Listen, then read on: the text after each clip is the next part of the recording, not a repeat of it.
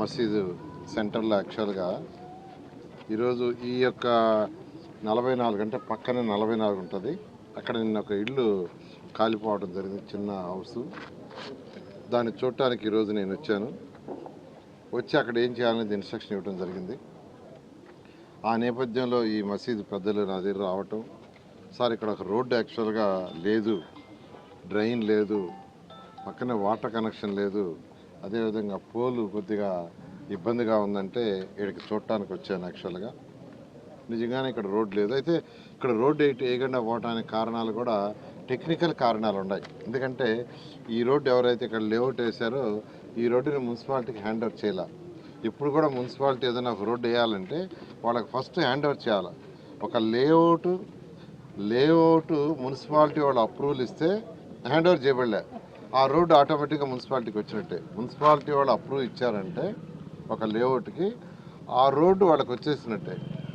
But అనాథరైజ్గా వేసిన లేఅవుట్లలో మున్సిపాలిటీకి వాళ్ళు ఎల్ఆర్ఎస్ కట్టన్నా చేసుకోవాలా, లేదంటే వాళ్ళు హ్యాండ్ ఓవర్ అన్నా చేయాలా. ఈ రోడ్డుని యాక్చువల్గా ఇంతవరకు హ్యాండ్ ఓవర్ చేయలేదు. అయితే ఇప్పుడే నేను ఆ కన్సర్న్ ఎవరైతే దీన్ని నమ్మారో వాళ్ళతో కూడా మాట్లాడడం జరిగింది. మాకేం అభ్యంతరం లేదు సార్, మేము చేస్తాము, అమ్మిన వాళ్ళతో కూడా చెప్పండి చేస్తామన్నారు. ఒకసారి రేపు ఎల్లుండి వాళ్ళు చేస్తారు. దాన్ని ఇమీడియట్గా ఈ రోడ్డు డ్రైను, అదేవిధంగా ఈ పక్కన ఇంకొక రోడ్డు కూడా మసీదు ముందుండే రోడ్డు డ్రైను, ఒక బ్రిడ్జ్ కూడా అడిగారు, దాన్ని కంప్లీట్ చేయమన్నాను.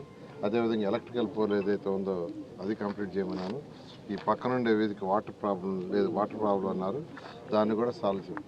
నేను నెల్లూరు ప్రజలందరికీ ఒకటే చెప్పేది, అందరూ కొద్దిగా ఓపిక పట్టండి.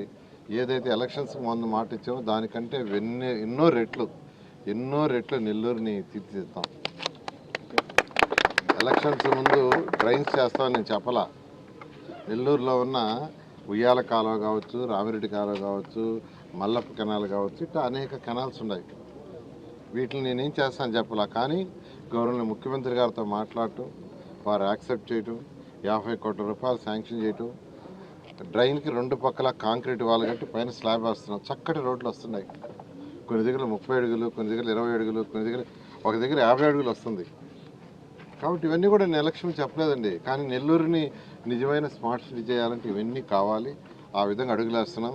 ఏదైతే ఇక్కడ మత పెద్దలు చెప్పారో ఇవన్నీ చిన్న పనులు, ఇవన్నీ కూడా మాట చెప్పిన ప్రకారం మార్చి 18 పూర్తి చేయడం జరుగుతుంది.